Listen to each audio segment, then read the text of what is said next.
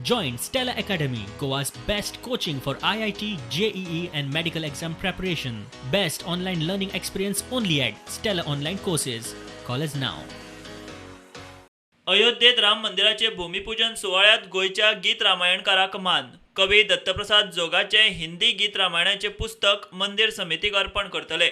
बजरंग दलाचो केंद्रीय अध्यक्ष ते सुपूर्द करतलो. इस वक्त बजरंग सेना के राष्ट्रीय अध्यक्ष रणवीर पटेरिया जी से संपर्क हो गया फेसबुक के माध्यम से, और फेसबुक पेज जो हिंदी गीत रामायण का है उसके माध्यम से आज बहुत सारे हिंदी राम भक्त इस पेज से जुड़ रहे हैं।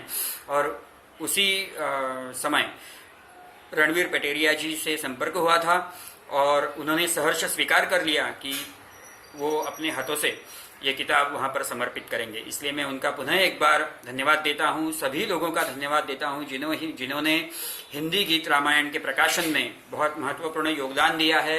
गोवा, महाराष्ट्र तथा दिल्ली सभी लोगों का मैं तहे दिल से शुक्रिया अदा करना चाहता हूँ।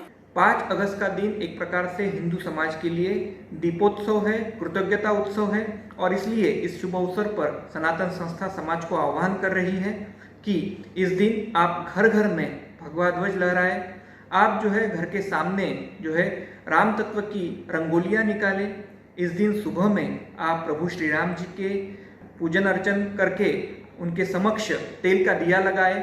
उसके साथ साथ शाम के समय आप घर के सामने 2 तेल के दिये लगाए। राम मंदिर निर्माण हे केवळ एक मंदिर थंय उबें रावतलें थंयसर फिजिकली अशें न्ही, तर राष्ट्र मंदिराची पायाभरणी ती खरें म्हणजे फुडें जातली, आणि त्या दृष्टीन हो देश समर्थ करपा खातीर राम मंदिराची आवश्यकता आसा।